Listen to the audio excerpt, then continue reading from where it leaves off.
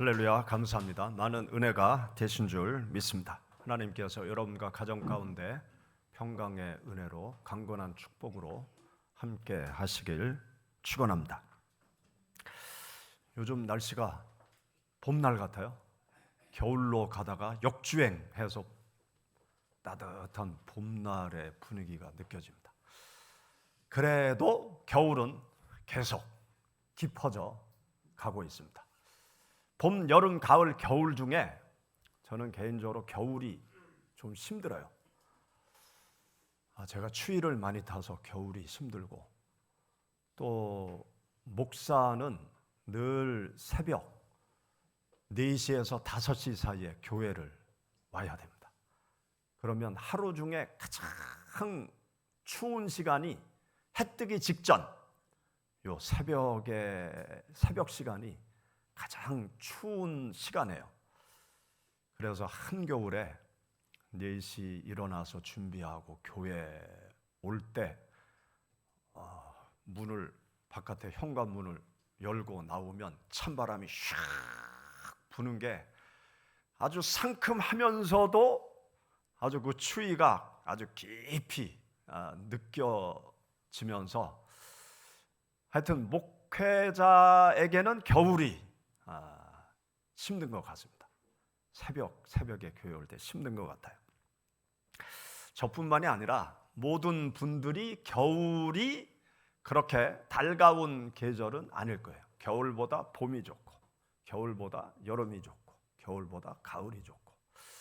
사실 겨울은 모두에게 힘든 그런 계절이죠.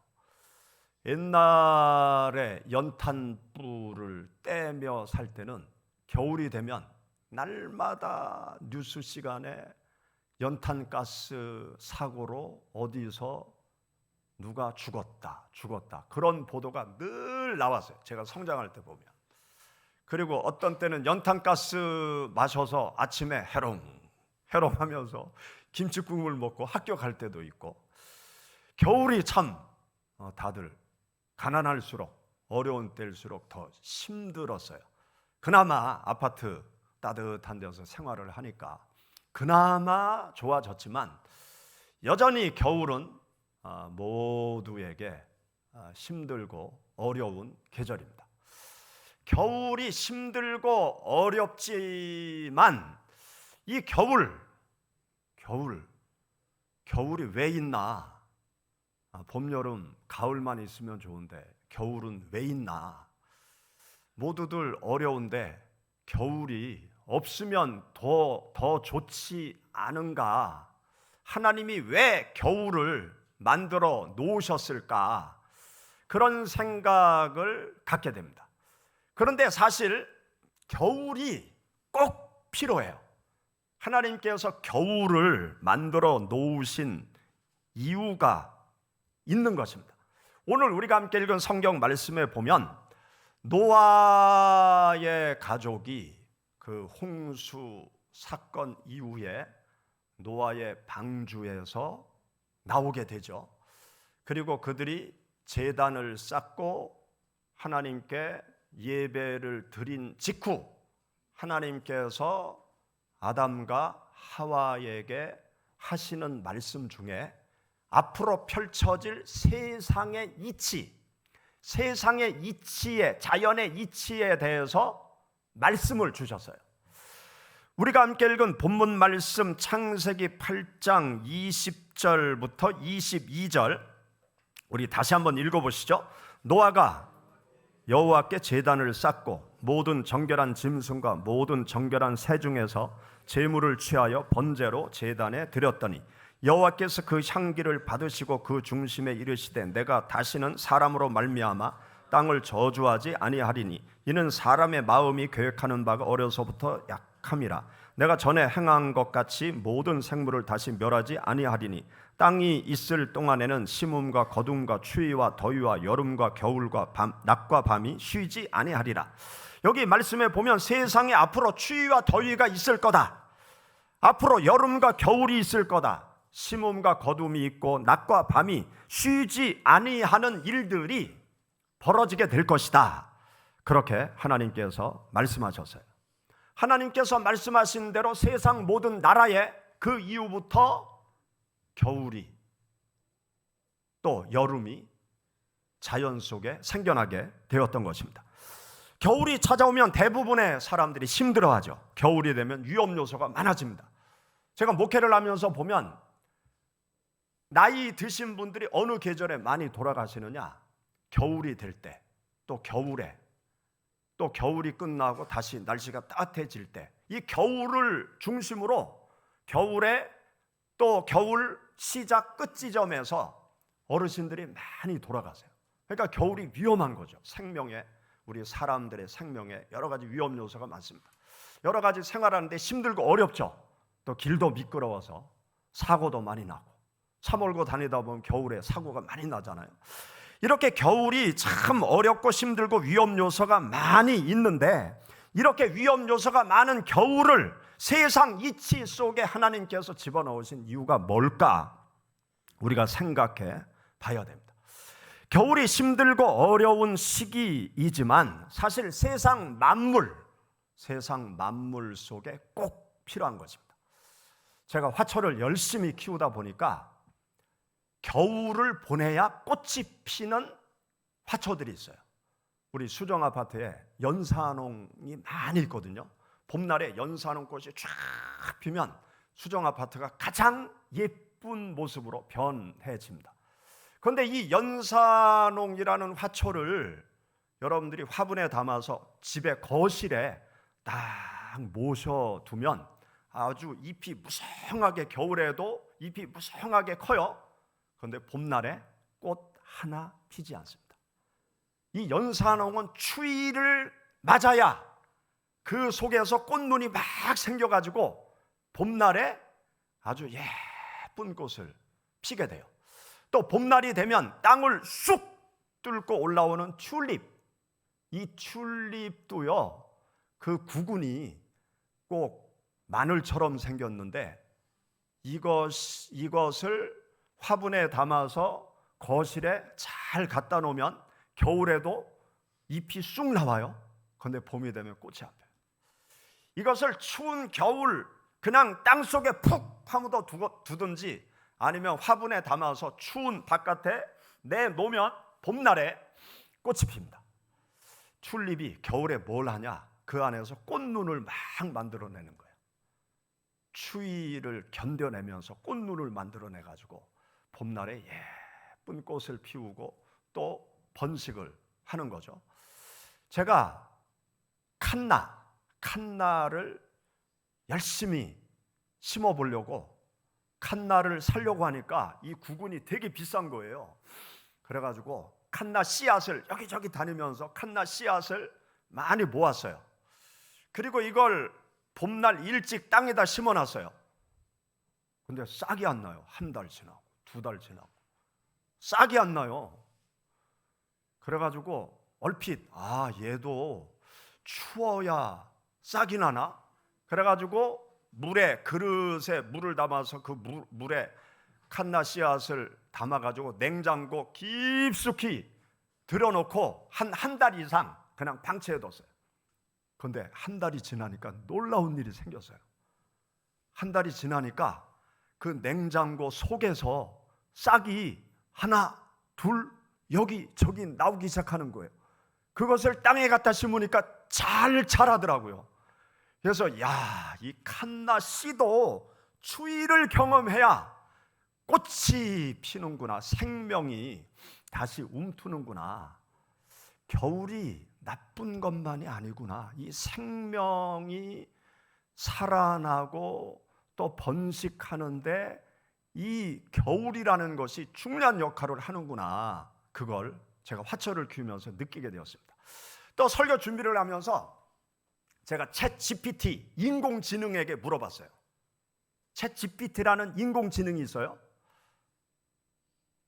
아이들 열심히 암기 안 시켜도 챗 GPT 인공지능만 핸드폰에 가지고 다니면 모든 백과사전 지식을 다 알 수 있어요. 조선시대 왕족의 계보 챗 GPT한테 물어보면 싹 1초 만에 다 알 수 있어요. 인공지능이 우리 옆에 와 있습니다. 핸드폰 속에, 여러분들의 핸드폰 속에 인공지능이 들어와 있어요. 거기한테 질문을 해보면 다 알려줘. 누구한테 물어볼 필요도 없어요. 제가 물어봤어요. 설교 준비를 하면서 겨울이 왜 있어야 되는지, 겨울이 없으면 이 자연 생태계가 어떻게 되는지 제가 그렇게 질문을 했어요. 챗 GPT에게. 그러니까 인공지능이 답을 준 것을 제가 두 줄만 그대로 읽어드리겠습니다. 겨울의 추위는 자연 생태계에 굉장히 중요한 역할을 합니다. 만약 추위가 없다면 여러 가지 문제가 발생할 수 있습니다. 그러면서 하나, 둘, 셋, 넷, 다섯 가지 이유를 쫙 인공지능 챗 GPT가 답을 주더라고요. 거기에 보니까요, 이 냇가에 얼음이 얼잖아요.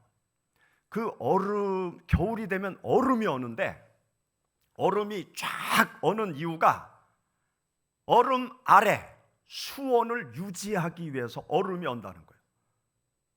얼음 아래에 물의 수온이 영하로 더 이상 안 떨어지게 딱 만들면 물속에 있는 물고기들이 죽지 않고 살 수 있대요. 오, 놀랍잖아요. 그리고 겨울이 쫙 오면은요, 온 자연 만물이 휴면기로 들어간대요. 그렇죠? 다 휴면 상태로 들어가잖아요. 휴면 상태로 들어가면서 지력이 보존이 된대요. 그냥 사계절 계속 자라면 이 지력이 쇠해지는데, 겨울이 딱 되고 휴면이 되고 모든 미생물, 박테리아들이 활동을 멈추면서 지력이 보존이 되어진다는 거예요. 놀랍잖아요? 우리가 미처 알지 못하는 걸 인공지능이 다 알려주는 거예요. 그리고 대기 순환, 또 지구 온난화, 그것을 겨울이 방지해 준다는 거예요. 지구가 막 뜨거워진다고 그러잖아요. 지금도 지구가 뜨거워지니까 겨울인데 봄처럼 우리가 막 19도, 20도까지 올라가잖아요, 온도가. 그런데 이게 겨울이 없으면 지구가 더 뜨거워진대. 그런데 겨울이 있기 때문에 지구 온도를 내리면서 지구가 계속 뜨거워지지 않도록 이 겨울이 방지하는 역할을 한다. 그리고 해로운 곤충들, 그걸 겨울이 죽여버린대요. 농사 짓는 분들은 다 아세요. 겨울이 너무 따뜻하면 아우 큰일 났네, 내년에 벌레들이 기승을 부리겠네. 그런데 겨울이 추워버리면 해로운 곤충들이 적당히 죽는 거예요. 그래서 농사 짓는데 적당히 도움이 되는 거죠. 겨울이 모두에게 힘들고 어렵지만 겨울은 꼭 필요한 것이구나 라는 것을 우리가 알 수 있습니다. 이 자연현상 속에 겨울이 있잖아요. 그와 마찬가지로 우리들의 삶 속에도 겨울이 다가옵니다. 우리들의 삶이 봄, 여름, 가을만 있으면 얼마나 좋겠어요. 그런데 원하지 않게 내가 싫어해도 피해가고 싶어도 우리들의 삶에 겨울이 반드시 찾아오는 것이 우리들의 인생의 삶이에요. 우리가 겨울이 뜻하는 의미가 무엇입니까? 상징적인 의미, 겨울, 죽음. 가을을 지나 겨울로 가면 죽음, 슬픔, 절망, 아픔, 고난, 이러한 의미가 겨울 속에 담겨져 있잖아요. 죽음을 좋아할 사람이 어디 있어요? 고난, 절망, 슬픔, 아픔, 괴로움, 고통, 이런 걸 좋아할 사람이 세상에 어디 있습니까? 우리가 다 피해가고 싶잖아요. 그래서 하나님, 고난을 없애주세요. 고난 없는 세상으로 나를 데려가 주세요. 그런 기도 하지 마세요. 그럼 천국 가겠다는 기도예요. 더 이상 나는 세상이 싫으니까 천국으로 빨리 데려가 주세요. 그렇게 원하는 거예요. 그럼 빨리 하나님이 데려가시면 어떡해? 내 예쁜 자식들 두고 먼저 가면 안 되잖아. 좀 더 오래 있어야 되잖아. 오래 있으려면 겨울을 겪어야 돼요. 겨울이 싫어도 겨울이 다가와요. 그런데 우리가 겨울을 잘 인생의 겨울을 잘 견뎌내기 위해서는 이 겨울에 대해서 생각을 바꿔야 돼요. 자연에 겨울이 필요하듯이 내 삶에 겨울이 필요하다. 겨울이 힘들지만 인생의 겨울을 잘 견뎌내면 고난이 축복이 된다는 하나님의 말씀이 나의 삶에 이루어진다. 그러한 믿음의 생각을 우리가 가져야 돼요. 인생의 겨울에 대한 생각을 바꿔야 돼요. 우리가 성경 말씀을 보면 믿음의 사람들이 인생의 겨울을 겪고 나서 고백하는 고백들이 있습니다. 그런데 그 고백들이요, 다 유익하다는 거예요. 고난을 당할 때는 내가 힘들고 어렵지만 그 고난이 나에게 유익이 되었다. 그렇게 믿음의 사람들이 다 고백을 하고 있습니다. 여러분, 우리 성경 몇 곳을 찾아보시죠. 시편 119편 71절.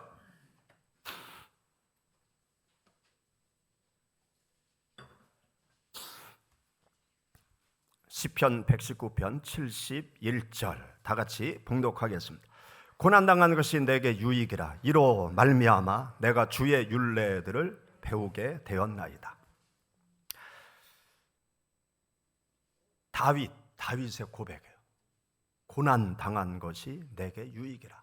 다윗이 어떤 고난을 당했느냐? 아들이 죽었어요. 세상에 가장 큰 슬픔이 내 자식 죽는 거 아니에요? 다윗이 엄청난 고난을 당했죠. 그런데 그것 때문에 주의 율례를 배우게 되었다. 다윗이 아들이 죽었는데요, 그 아들은 어떤 아들이냐? 바람 피워서 난 아들이에요. 그런데 다윗의 입장에서는 내 자식이에요. 내 자식이란 말이에요. 그런데 그 아들은 바람 피워서 난 아들. 다윗에게 충성스러운 장수가 한 명 있었어요. 우리아라는 장수가 있었는데, 이 우리아 장수가 전쟁터에 나가, 다윗 대신 전쟁터에 나가서 전쟁을 승리로 막 이끄는 거예요. 다윗의 왕국이 아주 팽창하고 융성하고 영토를 계속 넓혀 나갈 때 다윗이 더 이상 전쟁에 직접 나가지 않아도 휘하의 장수들이 전쟁을 너무 성공적으로 잘 하는 거예요. 그래서 다윗이 궁정에서 한가롭게 시간을 보내다가 남의 집 울타리 넘어 목욕하는 우리아의 아내의 모습을 보고 데려다가 잠을 잤어요. 그리고 얼마 지나서 아이를 임신했다는 것을 알게 되었어요. 다윗이 그것을 숨기기 위해서 우리아 장수를 불러들였어요. 그리고 휴가를 줬어요. 집에 가서 쉬었다 가라. 이 우리아 장수가 얼마나 충직한 장수였는가 하면 다윗 왕이 휴가를 줬는데 집에 안 가. 지금 병사들이 전쟁터에서 전쟁을 하는데 제가 어찌 집에 가서 편히 쉴 수 있겠습니까? 그러면서 집에 가지 않고요, 그 다음날 바로 전쟁터로 가는 거예요. 그러니까 다윗이 밀봉한 편지를 우리아에게 줍니다. 그 편지는 우리아를 죽이라는 편지였어요. 전쟁 최전방으로 내보내서 후군을 끊어버려라. 그리고 죽게 만들어라. 다윗의 지시대로 우리아는 죽었어요. 그리고 궁중 안으로 우리의 아내를 데리고 왔습니다. 그리고 낳은 아들이 바로 죽었던 거예요. 다윗은 그 아들이 너무나 사랑스러워서 하나님 앞에 금식하며 기도했어요. 그런데 나단 선지자가 찾아와서 하나님이 너를 책망하신다. 네 아들이 죽을 것이다. 그렇게 예언했어요. 예언한 대로 죽었어요. 다윗이 그 엄청난 고난을 겪은 후에 깨달은 것이 있었습니다. 내가 하나님 앞에 범죄했구나. 하나님의 뜻대로 살지 않아서 이런 고난이 왔구나. 그러면서 마음을 고쳐먹고 회개하고 하나님의 법도대로 내가 살아가야 되겠구나. 그러한 고백이 바로 이 고백이에요. 고난당한 것이 내게 유익이라. 이로 말미암아 내가 주의 율례를 배우게 되었나이다. 인생이 형통하게 되면 교만하고 하나님을 잊어버리기가 쉬워요. 그러한 인생이 어떻게 해야 하나님께 돌아옵니까? 고난을 당해야 하나님께 돌아오는 거예요. 자기가 어찌할 수 없는 그런 환경에 처박혀야, 그때서야 정신을 차리고 하나님 앞에 돌아오는 거죠. 그러한 사람에게는 고난이 유익인 것입니다. 인생의 추운 겨울이 유익한 거예요. 또 욥기서 말씀 가운데 보면 욥은 용광로 같은 고난 속에서 다음과 같은 신앙의 고백을 해요. 욥기서 23장 10절. 그러나 내가 가는 길을 그가 아시나니 그가 나를 단련하신 후에는 내가 순금같이 되어 나오리라. 고난의 용광로 속에 들어가니까 자기의 믿음이 훌륭하다고 생각을 했는데 자기의 믿음 속에 죄악의 찌기가 너무나 많은 걸 알게 되는 거예요. 고난의 용광로 속에서 죄악의 찌꺼기들이 하나하나 제거되면서 순금과 같은 믿음의 사람으로 거듭 태어난 사람이 욥이라는 사람입니다. 삶의 고난 속에서 우리는 더 단단해지는 거예요. 더 단단해지고 확신이 있는 믿음의 세계로 나아갈 수 있는 거예요. 코로나 사태를 겪어오면서 교회 안에 굳건하게 서 있는 크리스찬들은 자신의 믿음을 더 견고하고 내 믿음의 가치에 대해서 더 확신하고 앞으로 그러한 어려움, 더한 어려움이 와도 흔들리지 아니하리라. 그러한 하나님의 사람으로 거듭나는 것 아닙니까? 용광로 같은 고난도 결코 나쁜 것이 아닌 것임을 우리에게 말씀하고 있습니다.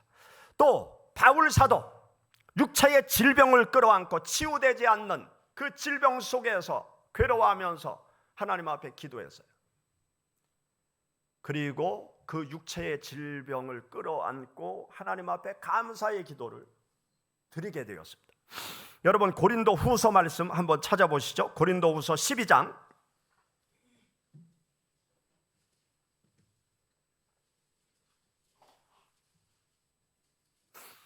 고린도후서 12장 7절 말씀부터 우리 9절 다 같이 봉독하겠습니다. 여러 계시를 받은 것이 지극히 크므로 너무 자만하지 않게 하시려고 내 육체에 가시 곧 사탄의 사자를 주셨으니 이는 나를 쳐서 너무 자만하지 않게 하려 하심이라. 이것이 내게서 떠나가게 하기 위하여 내가 3번 주께 간구하였더니 나에게 이르시기를 내 은혜가 네게 족하도다. 이는 내 능력이 약한 데서 온전하여 짐이라 하신지라. 그러므로 도리어 크게 기뻐함으로 나의 여러 약한 것들에 대하여 자랑하리니 이는 그리스도의 능력이 내게 머물게 하려 함이라. 아멘. 바울 사도는요 수많은 사람들의 질병을 고쳤어요. 심지어 죽은 자까지 예수님처럼 살려내는 그러한 능력을 행하는 하나님의 사람이었어요. 그런데 바울은 정작 불치병을 가지고 있었어요. 하나님 앞에 그 불치병을 안고 기도합니다. 하나님 건강을 주세요. 그러면 제가 더 많은 지역을 다니면서 복음전도 활동을 하겠습니다. 지금의 터키 땅, 그리스 땅을 헤집고 다니면서 복음전도 사역을 했어요. 그런데 불치병을 안고 너무 힘들고 어려웠던 거예요. 그래서 고쳐달라고 3번 간절히 하나님 앞에 기도했다고 그랬어요. 그런데 하나님께서 뭐라고 말씀하시느냐? 내 은혜가 네게 족하도다. 나에게 더 이상 너의 병을 고쳐달라고 기도하지 말아라. 너는 너의 질병을 끌어안고 그냥 복음전도 사역을 해라. 너의 연약함 속에서 나의 강함이 드러날 수 있으니까 너는 그대로 살아가라. 그렇게 하나님께서 말씀하시는 거예요. 그 말씀 앞에서 바울은 깊이 깨닫게 되는 거죠. 아, 그렇구나. 내가 행하는 모든 일이 나의 능력이 아니고 하나님의 능력임을 나의 연약함 속에서 세상 많은 사람들이 더 확실히 깨달을 수 있겠구나. 그러면서 사단의 가시, 이 질병의 가시, 그것을 끌어안고 그 다음부터는 더 이상 기도하지 않았어요. 고통을 끌어안고 그는 계속 하나님을 위하여 살아가는 삶의 길로 가다가 마지막 단두대에 목이 잘려 하나님 앞에 제물로 들어진 사람이 바울 사도입니다. 우리 사람들은요, 만사형통하면 교만해지기 쉬워요. 사람은 자기 생각한 대로 다 되면 아나무인격의 사람이 돼요. 타인을 배려하지 못하는 그러한 사람이 되어집니다. 고난을 모르고 평온한 삶만 살아가면 방황하고 괴로워하고 가슴 아파하고 절규하는 사람들의 마음을 알 수가 없어요. 그래서 우리들이 대통령을 뽑을 때 어떤 사람을 뽑으려고 합니까? 생사고락, 우리 서민들의 삶을 겪어본 사람, 그런 사람이 국민의 마음을 이해해주고 국민을 위한 정치를 펼쳐 나갈 수 있겠다. 그래서 그러한 지도자를 열망하면서 우리가 선거를 임하지 않습니까? 우리 사람은요, 고난의 깊은 겨울을 통과해야 마음의 폭이 넓어지고 마음의 깊이가 깊어지는 사람이 돼요. 고난의 겨울을 잘 견뎌내면 믿음이 단단한, 흔들리지 않는 강인한 하나님의 사람이 되어질 수가 있는 것입니다. 고난의 겨울을 잘 겪어낸 사람만이 타인의 어려움을 알아주고 배려하는 그러한 따뜻한 사람이 되어질 수 있는 것입니다. 우리가 인생을 살아가다 보면 어두운 겨울을 만나요. 인생을 살아가다 보면 추운 겨울을 만나게 됩니다. 추운 겨울, 어두운 겨울, 빛이 필요해요. 빛이. 따뜻한 빛, 밝은 빛이 필요합니다. 따뜻한 빛, 밝은 빛, 그분이 바로 예수 그리스도세요. 나는 빛이니, 빛으로 오신 예수 그리스도, 그분을, 추운 겨울을 맞이하신 분, 그분을 가까이 하세요. 어두운 겨울을 맞이하신 분, 빛 대신 예수님을 바라보세요. 여러분 주위에 어두운 겨울을 맞이한 사람들이 있어요. 여러분 주위에 추운 겨울에 벌벌 떠는 그러한 사람들이 있어요. 그런 사람에게 가장 필요한 분은 예수 그리스도십니다. 빛 대신 예수 그리스도를 소개해 주세요. 다른 것보다 귀하고 그 사람을 살리는 것은 빛 대신 예수 그리스도십니다.